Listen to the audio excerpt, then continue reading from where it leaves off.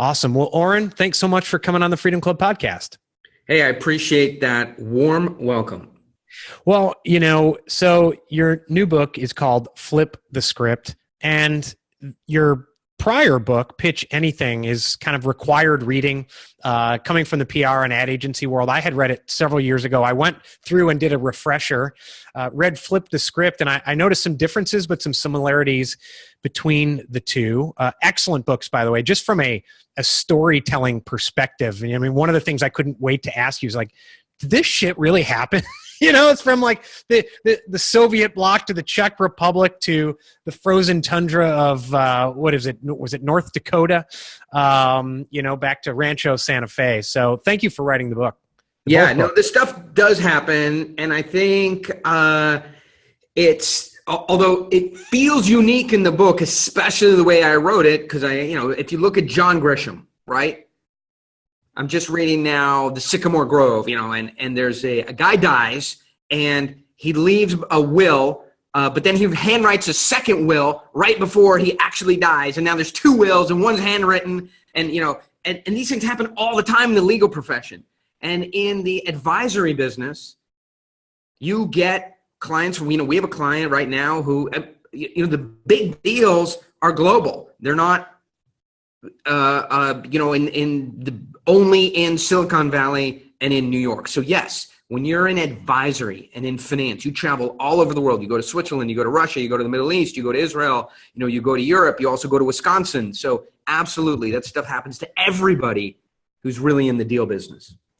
So, you mentioned all the places that you go, and in the book, we mentioned some of the places you go, and you go in the book just from the advertising world to motorcycle parts sales, kind of to the stars, but then also in North Dakota. You go in all these different areas, and one question, it's the only set question I ever have on this program, is the word freedom. Yeah. What does it mean to you? Yeah. So to me, wow. I mean, for me, it's where I've ended up with when you have these skills, you have freedom to live the life that makes you comfortable. And that answer is different for everybody. Mine might be pretty normal. I live by the beach.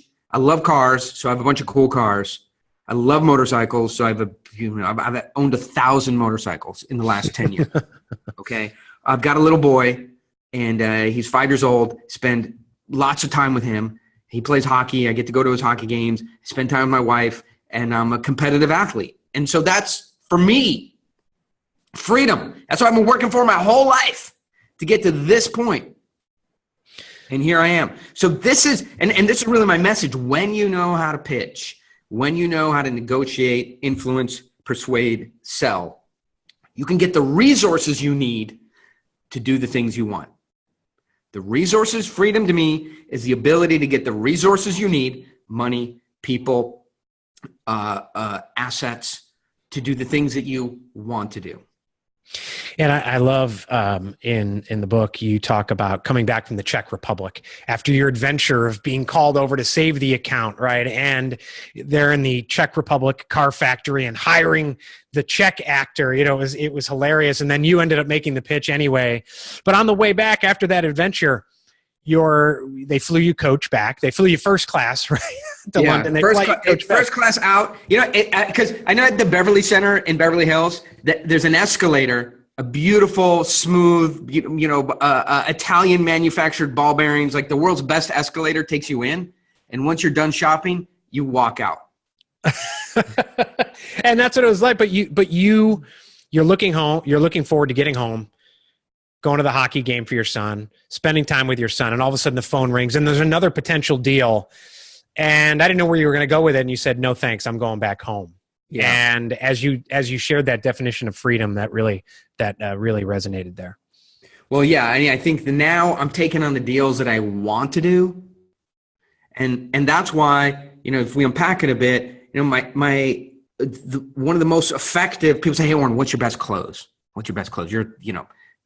All salespeople read your book. What's your best? I go, my best close. It would be, I don't have a close, right? Because I close in the beginning because it sounds like this. Hey, look, good to meet you guys here. We've been trying to get on each other's calendar. You're super busy. We're super busy. It's luck. I'm glad we found some time to get together. And we're going to show you, give you everything you want today. Should give you a presentation on what I think you need based on our experience. And look, I don't know if we're lucky or if we're smart or what the story is, but at this point in our company, we're pretty busy, as I know you are.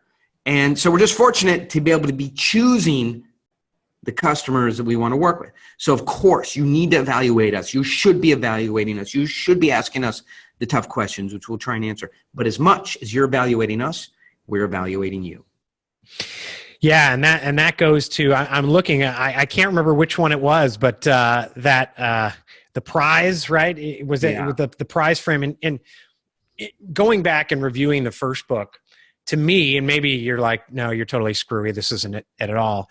The first book was about frames and kind of powering through their frame with your frame, and it seemed a little more brute force. Yeah. This one, well, it's Inception, and if anyone hasn't seen the movie Inception, that's what it is, planting those ideas in their brain. This one seems less brute force and more scientific.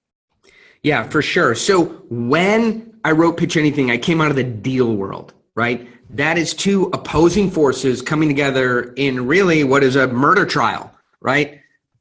You either get off or you go to jail. You either get the deal or you don't. It's very, so these are very high stakes environments, the deal world. You go in for financing that you need, you either get the financing or you don't. They go, this looks really good. We really like it. Why don't you sharpen up your numbers a little bit? Come back in 2 weeks. We'll take another look. That statement was never said in the history of deal making, right? We take it to the committee. We're going to vote up or down gladiator style, right? And if it's up, you're in. And if it's down, you're out. We're deleting your name from our Rolodex. Not really, but you know what I mean. And so Pitch Anything was really about surviving in those super high stakes environments, right? Flip the Script is very useful, applicable, critical for somebody who lives in social environments where it's not all stakes, right? So you're in a community, you're in a industry, you're in a company. How do you use the same or similar tactics, right? The people want what they can't have, true. People chase that which moves away from them, true. People only value that which they pay for. So how can you take those principles and embed them into a pitch that isn't so power-based and high stakes? And so right? And so there's refinement in Flip the Script over Pitch Anything. How can you go in there and make them feel like they're getting value? They are working with someone who knows what they're doing. They're working with a peer, and they have total autonomy over the decision whether to buy or participate or vote or invest, whatever it is that you're pitching, selling. So how can you give somebody total autonomy? Because I think, and I had this argument with the sales guy yesterday, like what's wrong with Sandler, Sandler sales systems? If you go through it, you can't really pick on anything that's wrong in the process. The problem is the whole process is visible to the buyer. The buyer can see what you're doing. You're asking all these penetrating questions in order for you to have informational leverage over it. So how, what do you think your budget is, right? On this call today, it's really important that we agree to make a decision. Hey, I'm not agreeing to anything. I don't know anything. So when the buyer can feel you trying to tie him down, he can see your attempts at persuasion. The attempts are clumsy. It's clear that it's a totally different thing than Flip the Script. Flip the Script, it's like you're bumping into somebody in your industry, which happens to all of us. And it happens to me every day. And the guy goes, oh, you do this? I do that. Hey, you know what? We should do a project together, right? It feels like that. When you use the Flip the Script methods, the buyer, who you're the seller and he's a buyer, goes, oh my God, this guy is amazing. Why didn't we meet earlier? We should do something together. Can you solve this problem for us? We'd be happy to pay you, right? Like I have, by the way, are you a car guy? I read some of your background, Curt. And, not as much. I wish I was a car guy, but maybe someday. Yeah, you have some other things to worry about, but I'm a car guy, and it's sort of like Flip the Script is like two car guys meeting, right? And I have an unfinished 1956 F100, right? And so it's almost like I'm bumping into a guy who's just finished building one, Actually, I've never thought about this before. For some reason, there's something special in you that's queued up this metaphor. But I'm running around and I'm at a auto shop or whatever. I bump into a guy. He goes, "Oh, you're buying a 24 volt alternator that probably only fits the early 50s Fords." I'm like, "Yeah, I got an unfinished F100." He goes, "Yeah, I just finished one." Right? And then we start talking. He goes, "Yeah, the real problem is you can't source this sheet metal. And when you try and put a 351 Cleveland in there, you need to do the brackets. We had to build our own." And I go, "Oh, is there any way that you would help me finish mine?" He goes, "I could spend some time doing that." Right? I go, "Great. Come on to my shop Saturday." We don't talk about budget. We don't talk about due diligence, right? Because he's a peer. It's absolutely clear to me he's an expert. There's no way you could talk about this stuff, unless you're an expert. We met in a trusted environment. We're in a store that only people are passionate about this. So now you think about that environment, right?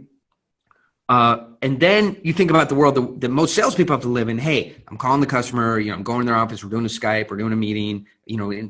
For a PR world, and it's not that environment. But how do we recreate? I'm a peer. I've solved your problems 1,000 times before. I might be willing to help you outdo this. Money is not, let's not sully ourselves, by ankle biting around money, because we're perfect for each other, right? And it's clear because we come from the same world, we know the same people, we do the same things, we live our lives the same way with the same values. Working together is not going to be a problem. Money is not going to be a problem because we see the world in the same way. Expertise is not a problem. I've done this 1,000 times. The question are, 1, do we like working together? 2, can we survive each other? And 3, do we do good work together? Let's find out by moving forward. Yeah. So, it's very different from Sandler, right? Yeah. And as you talk about that, about you see the person as an expert, they're in that store. So that's a cue. They know what you're talking about. And you tell the story about the valet. It's not like the valet begged you to park your car. Right. All they had to do was state some facts, throw out some figures, and you were like, "Oh, here's the keys. I trust you." And I think what Curt's talking about here is, what are the things that you could say to someone?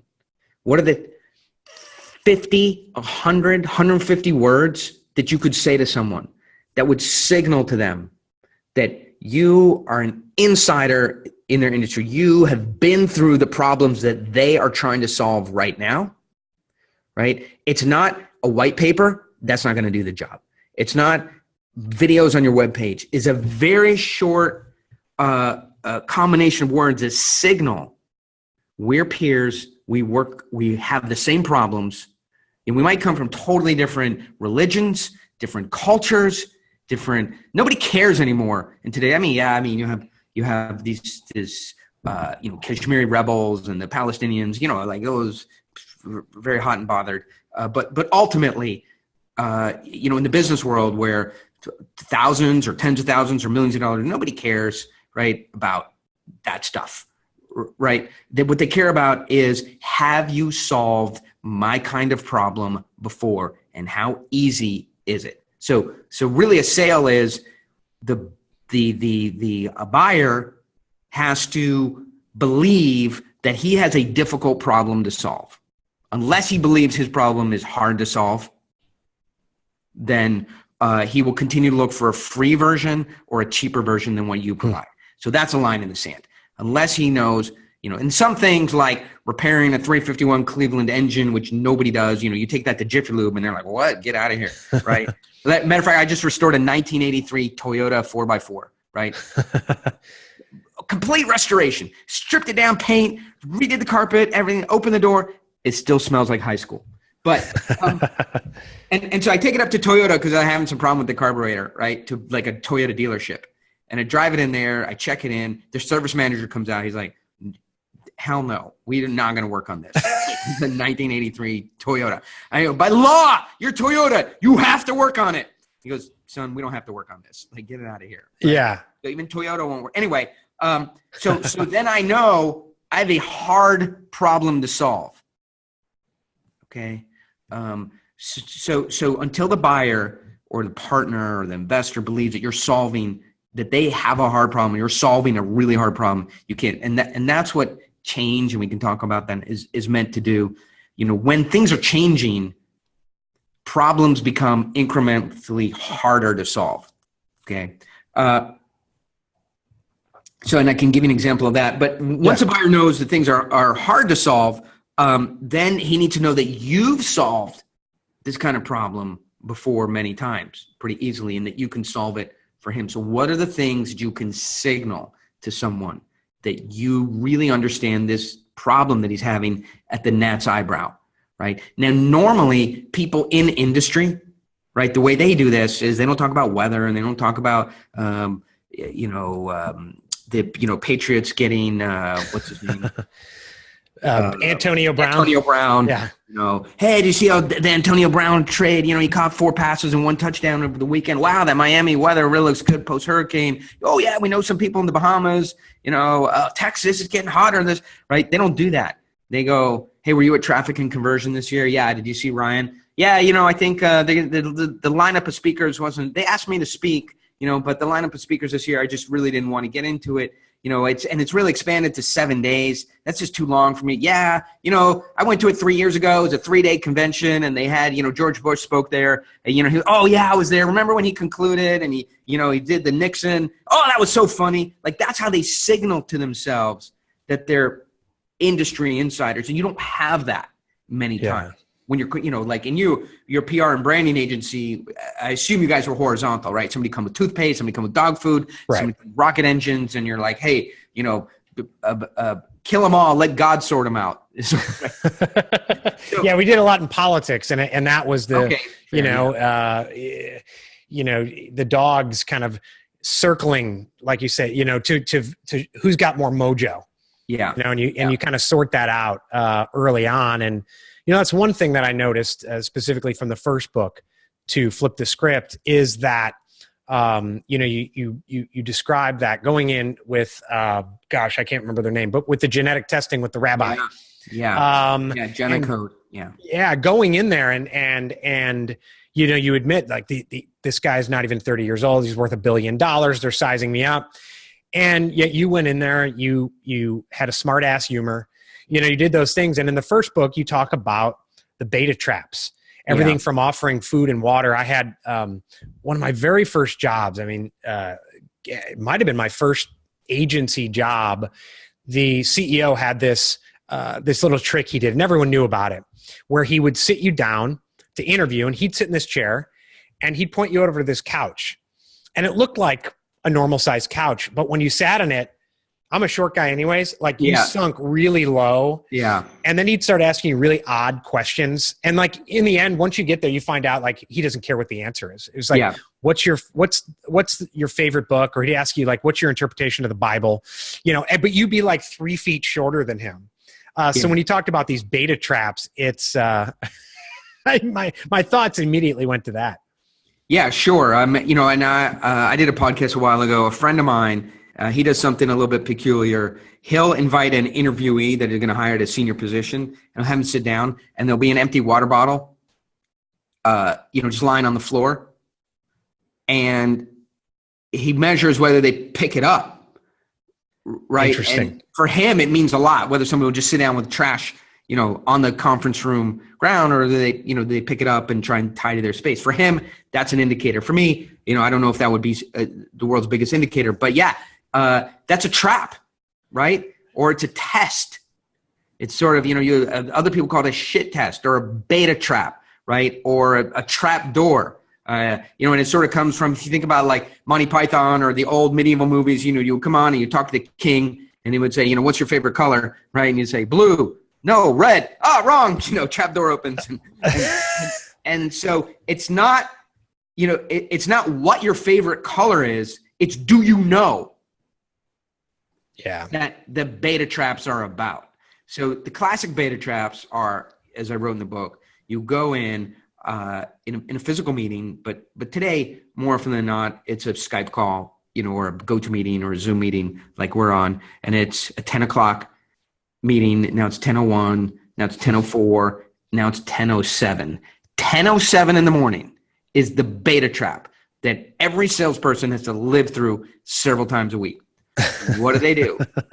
Do you wait? Because we know, hey, if you're sitting there at 10:15, have waited 15 minutes and they get on, they know that you basically need the account. It's needy. Yeah. You're trapped. They're going to own you. You sit on a call for 15 minutes. They come on and you're still on that call. As trite as it sounds, they're going to own you. You're going to see that in discounting behavior at the end of the sale. Even if they love you, want to do the deal, they know your values are malleable. You'll do what they want, not what's right. And I think that's the key. If there's one thing to take away from this is when you do what the buyer wants you to do, not what's right for you to do. Yeah. It falls under no good deed goes unpunished. They own you and they'll ask for discounts until you're dead, right? Until you just roll over and you go, I'm not making any money. I can't do it. And they go, oh, that's a perfect price. We love that price. You don't make any money. So if your values are, we have high, we make money on the stuff we sell. We do good work. We do the Lord's work. We don't stop when we're tired. We stop when we're done. We won't do it for you, but we'll do it with you. I will not work harder on your company than you'll work on your own company. But for this problem you need solved, we'll get you what you need and we'll provide you certainty that the things you need to have happen, whether it's accounting or consulting or PR or advertising or Facebook or a ditch dug or a foundation laid or a roof done or an auto repair or a fleet of whatever it is. The things that you need done will do, and we'll give you certainty that it'll happen. But it has to be fair on both sides. Anyway, so I think I went in 3 different do loops there, but you got me started. No. I think it's important not only for the sales process, but it starts with the sales process, but also once you have them, clients are very Pavlovian. And I've always noticed, like, if you answer their calls and their emails at midnight, they're going to email you at midnight and call you at midnight. If you stop doing it, you know what happens? Nothing. They don't email you and call you at midnight anymore, unless it's an emergency. But yeah, sticking around. We had someone this week who went through a series of calls, said yes, and then came back and said, I need a white paper on the project. And we said, no, we're not going to give you the white paper. Because we weren't going to create one for him. He had already been through the loop, and it was at that point that, it's like, I'm not, and it wasn't at a price point that I was willing to do any extra work. So, well, we have a name for that you might like. We call it "Fetch Me Another Rock." Hey, Curt, I love this. The proposal you sent me, it's terrific. Really appreciate it. Hey, could you then just do a pro forma and a white paper, and then we're totally there. Okay, here's a pro forma white paper. Oh, we love the orange rock with blue stripes that you brought us. And we're totally there. I just got to take it up to committee. My CFO. If I could just get a blue rock with green dots on it, that's all I need. Oh, the CFO loves it. Thanks. Really appreciate the green rock with now I need a pink rock with black stripes on it. That's all I need. We're taking it up to the CEO. Fetch me another rock, Curt, and it never stops. So I think the tactics are to say no, and I'm certainly an advocate of that, right? But the strategy, as I show in Flip the Script, is to give the buyer a formula, as you read. Give the buyer a formula in which they can win in solving their problem. Here's how you buy the kind of services that we offer, right? And I love this because it takes you out of saying, here's how you buy from me, which puts people on red alert. Here's how you win. So first of all, the way that most people fail doing this is they believe that they have 1, 2, 3, and 4 already in place. And then when the service, when the agency comes in and they look, 1, 2, 3, and usually 4 aren't there, right? And so that can be a huge problem, but you know that. Here's the things that nobody realizes until they're halfway through the engagement, right? Which always causes the budget to double, right? And so instead of, so in this way, you're showing them the things that they need to do. And when you're framing yourself up as an expert, you're imparting your values right? Because then if they do things, so you show someone how to win in your business. So for my business, I'll give you an example. In my business, advisory, you cannot ankle bite on the price, if you know what I mean, right? Yeah. Because you'll fatigue. We're busy. Everybody's busy. These deals are big. They take a long time. And the price is like, in our industry, it's not really negotiable. It's like a taxi cab. It's like getting into a taxi cab in New York or getting into an Uber and going, hey, listen, I'll let you take me to San Diego airport, but I don't really know about this 32, 37, that Uber quoted. Yeah. You do it for 25. And like, so in our industry, it's not negotiable. That's what we teach people. If you start to negotiate on price and ankle bite, we're gone. Like you'll just hear dial tone, if that's such a thing anymore, right? And so now if they start to do that, you've already taught them, and you could say, hey, listen, this, as we talked about, this is the unsuccessful way. It's not us. Anybody in our industry, other than the absolute worst providers from Pakistan. Sorry, Pakistan. You're good at other stuff, but Fiverr. You're going to end up on Fiverr. Yeah. Okay. And if that's where you want to go, no problem, right? I'll help you get there, right? But the direction you're heading in is going to fatigue us very quickly. And so you can, by teaching someone how to, and if you know how to teach someone the buyer's formula, you can really have control through values. See, once you really understand what makes you mad and is the loser's formula, right? I think if anybody started, I would say, what's the loser's formula for a client, right? In terms of getting the client, in terms of engaging them, in terms of pricing them, in terms of working with them, in terms of their behaviors, right? Find the loser's formula and then build your values around there and saying anything that looks like a loser's formula, I don't want to do. Right. And that will give you control. Yeah, and the common theme between the two is actually having control, no matter who it is, no matter if they're $1 billion, 30-year-old people who may look down on a guy who looks like a rabbi who's got $1.4 billion worth of contracts. Yeah. And with them, you went in, you already did the Dodd-Frank, whatever, 325 or whatever stress test and all that. And you took away, they went from having their pens and ready to take notes to putting them down and actually being intrigued at what you were talking about because you led them along. You took the power and took away some of what you knew they were going to ask or what you knew they were going to analyze or what you knew they were going to dig into anyways. Yeah. Well, I think ultimately when you are an expert and they know you are, and you have solved their problem before, and you have a clear path to success, then you have total control. Now, you can't control them, but you can control yourself. When you start to take yourself away from someone, again, people want what they can't have. They chase that which moves away from them, and they value that which they pay for.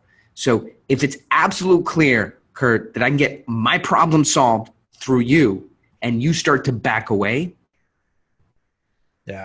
you have control. You can't, in today's world, buyers are different. You can't control them in the way that you could in the past, right? They have to believe they have autonomy to make their own decision.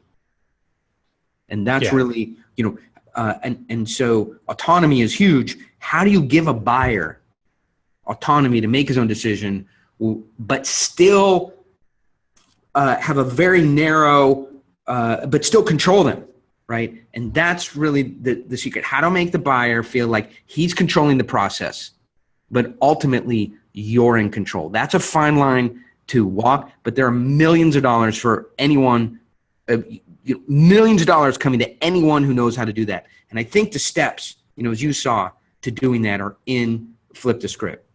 Yeah. So for Inception, you talk about status tip-off, which we've talked about a bit, flash roll, pre-wired ideas, plain vanilla, being compelling, and then the buyer's formula, which we've talked about.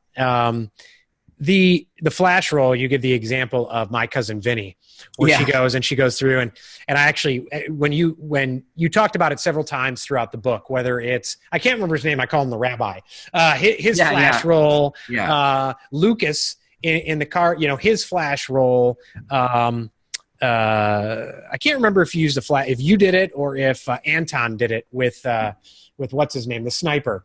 Yeah. But yeah, I immediately thought of Old School in the debate scene where Will Smith goes into a trance and then just rolls off and destroys James Carville. I have to look at that. Let me remind myself to refresh that. That's good. Yeah, it's a good example as well. Yeah, he went through there, but that flash roll where in the span of well, you have a limit on it, right? It's got to be 40 seconds or less or something like that. That you just overwhelm them with knowledge that is indisputable, that shows that, and I guess it goes a little bit back to status, right? It goes back to positioning you as the expert. Yeah. If you overwhelm people with your capability, then your status as an expert is solidified. If they won't follow an expert, your advice, they'll be an impossible client forever, right? Think about it. You go to your mechanic.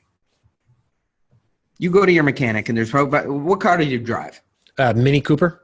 Mini Cooper. Okay. And was it like 2016, 15? 17 or 17. 18. Okay. It's an 18, 2017 yeah. Mini Cooper. Yeah. You know, these are British cars, you know, distinguished by the fine trail of British car parts they leave behind them. Well, they're basically German now. They're BMWs. They're BMW. So anyway, you know, it's making a noise, right? And you take it into the mechanic, right? And he says, Curt, listen, there was a fire in the Stuttgart factory, and these were actually made in Frankfurt for 3 months, you know, in the other factory where they really make the 3 Series. So they're kind of not really original minis. And what happened is they ended up using the 24750C fan belt. The 24750C is not really the correct. That's for a BMW M3, and it's just a couple millimeters off. But you can see it's starting to wobble the throwout bearings here. There's a little bit of oil here. That's going to be a $7,000 problem in another 500 miles. We actually keep the 17405, which is the correct fan belt on this. We've done about 500 of these because this problem is so common. Leave it here. It's $500. Come back and pick it up in the morning. We'll have it ready for you. So the mechanic says that, right? And there's 2 Curts that can then show up at that moment. You go, hey, Brett, here's my card. I'll be back tomorrow. Like, yeah, right? You got it, which is the correct answer. But then the evil Curt shows up. And he goes, well, can you write that up for me? Right? And I just want to fax that over to my mini dealership and see if they agree with that. Right? The mechanic has to look at you and go, oh my God, this guy has he's a PR, he runs a PR agency, he knows nothing about cars. I've done 500 of these. And meanwhile, he wants me to perform all this extra work to show him that I'm an expert. I'm not going to do it. Right. Yeah. And what would he say to you? He'd say, hey, look, there's another 3 people in line. Take your car and shove it up your your parking lot. Right.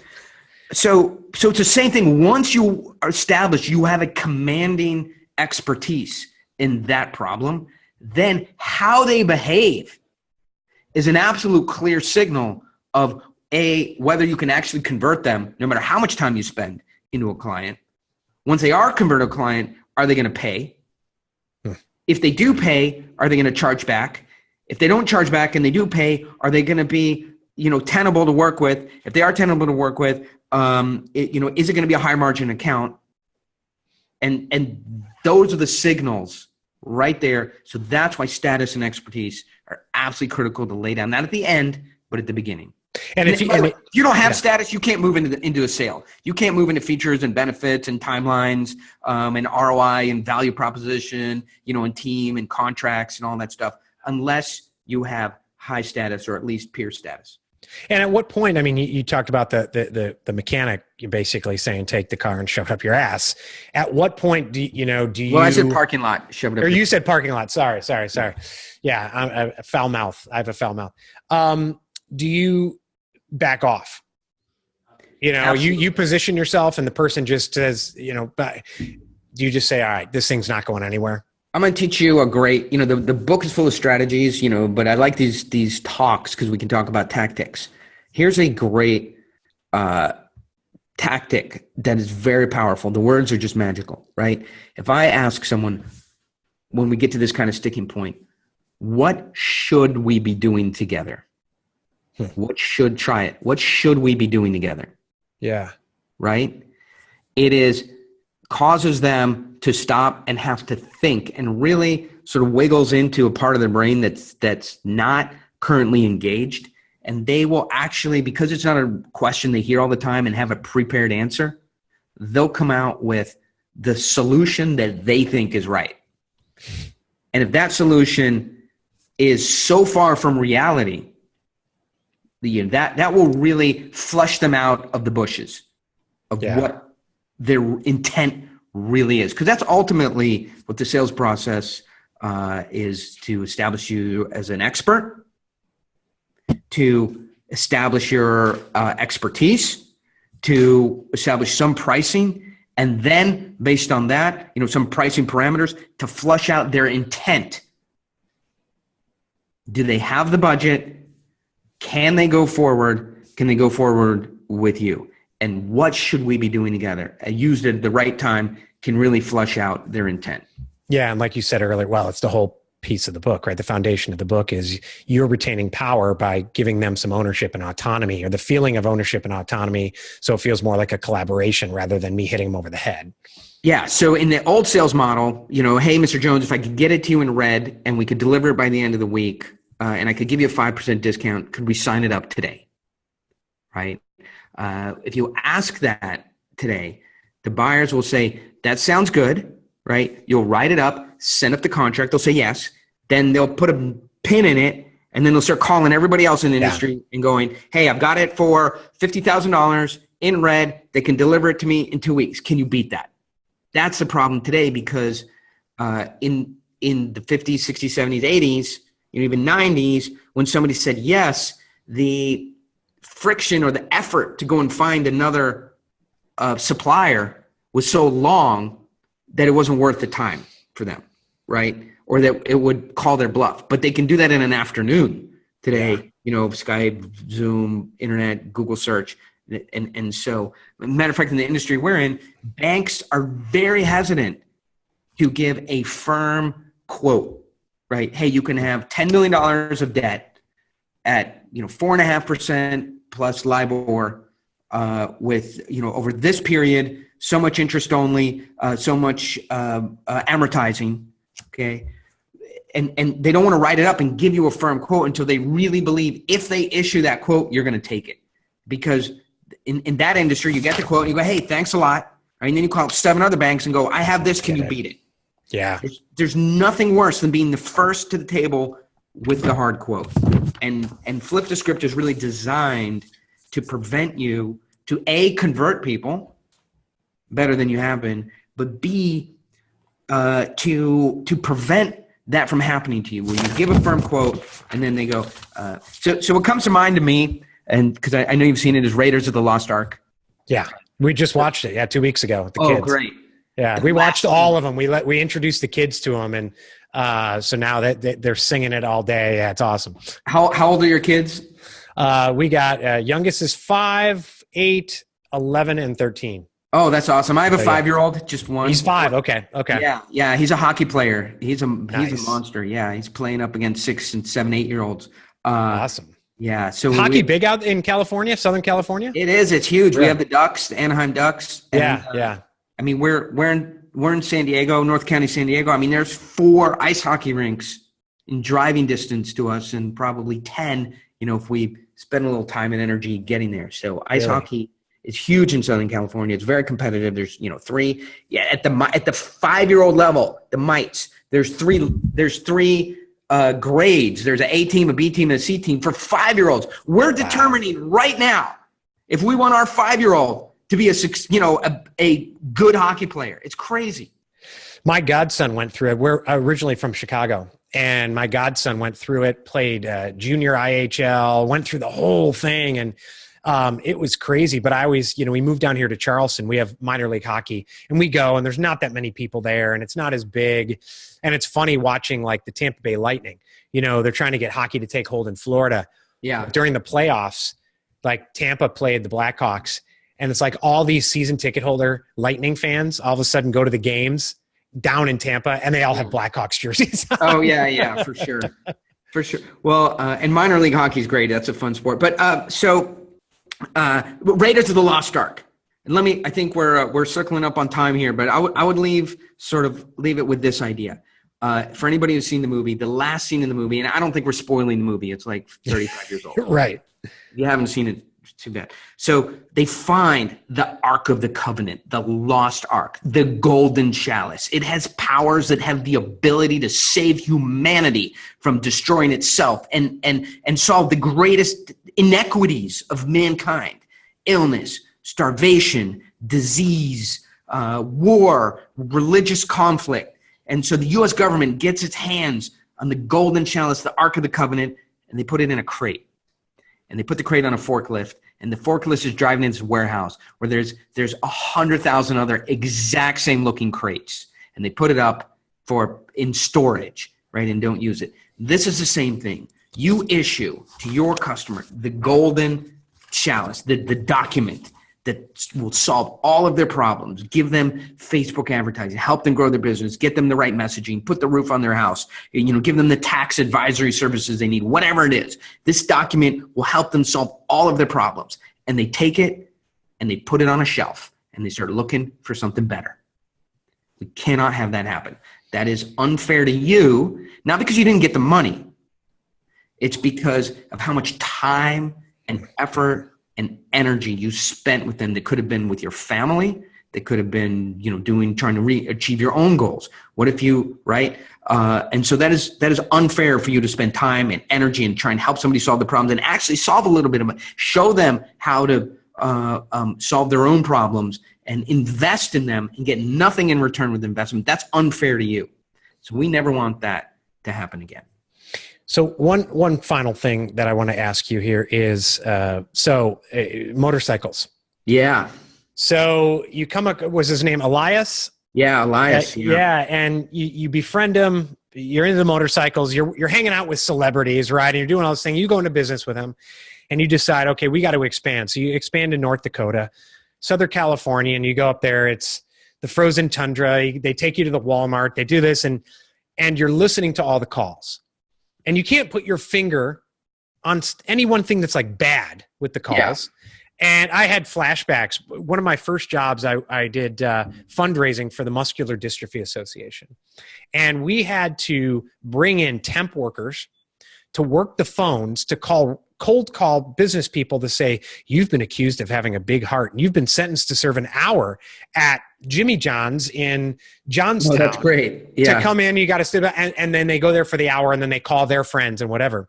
But these temp workers, like you'd be listening and it was the same thing. It's like, well, there's nothing wrong with what he or she did. Like, what the hell's wrong? So you go through it. But the thing that you figured out was that they were trying to be Elias, not being himself, Joe or Jane, and whoever they were.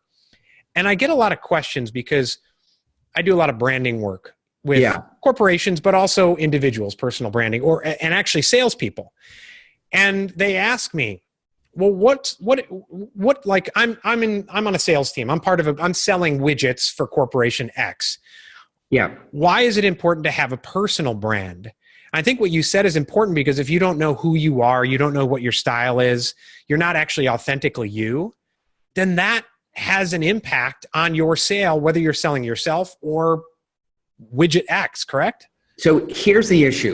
If you haven't figured out your own personal brand, then what you're doing, and we've all done it, is being reactive to the buyer's emotional needs.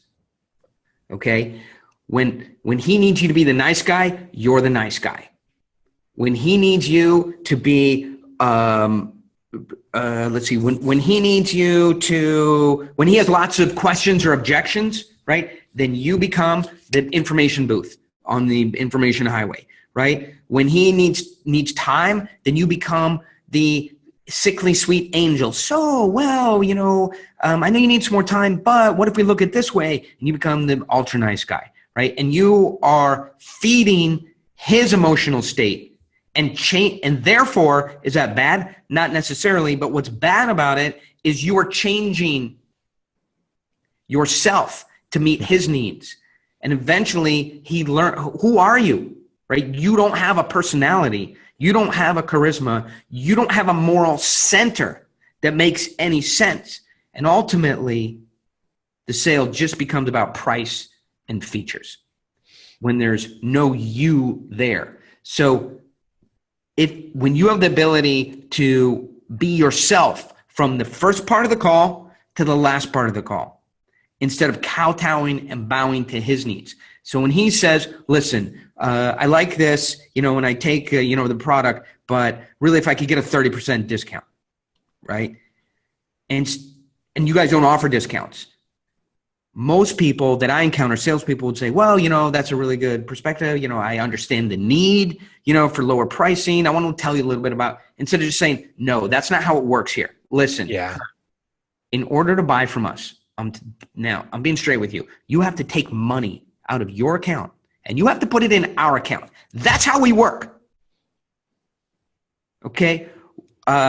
If you want to wait to the end of the year, we have 2 or 3 leftovers that have been damaged in the warehouse, I'll give you a call. You can get it for like maybe 15% off, a damaged one that probably doesn't fit. But if you want the one that you need, that works perfectly, that has me behind it saying, we're going to get it to you on time, it's going to fit, and if you have any problems, call us, we'll take care of it. If you want that one, it's $422,000. Yeah, and that's yourself. Would you call it the 5 personalities of the sales apocalypse when you try to be otherwise, the Sybil? I think Sybil, when you read those personalities, you'll go, that's what I'm doing. I'm being these 5 personalities in every sale, and the buyer doesn't know who I am or what my moral center is, and therefore he doesn't really like me. Now, you may both like Florida State quarterbacks. You may both like fly fishing. You might both like, building your own custom boomerangs and, whatever. Like these incredible coincidences. That does not mean he will like you. All right? Because you both hike in the Adirondacks in February every year from the 14th to the 17th and probably passed each other on the trail. That is correlation, but it doesn't drive to a sale. The reason he'll like you is because you have values that can't be changed. You are one person and he can see all of you. That is why somebody will like you and buy from you. So I'll leave you with that. Well, I love it. I love it. Everyone, go pick up the book, Flip the Script. And if you haven't read it, if you're one of the few people alive who haven't read Pitch Anything, go pick that one up as well. I think there's, while one is a continuation of the other, and there are some different things, there's some great, just in both, the neuroscience. And I don't know if you really had like neuroscientists on your payroll, as you said, or if you consulted them or what, but really. And I have a whole, we'll do another podcast. I'll tell you the whole neuroscience story on the next one. Awesome. Well, Oren, thanks so much for spending time with us today. Hey, Curt, when you come to Southern California, please stop by here and we'll look through the cars and see if there's anything that interests you and we'll take it out. Absolutely. It's a deal. All right. All right. Thanks.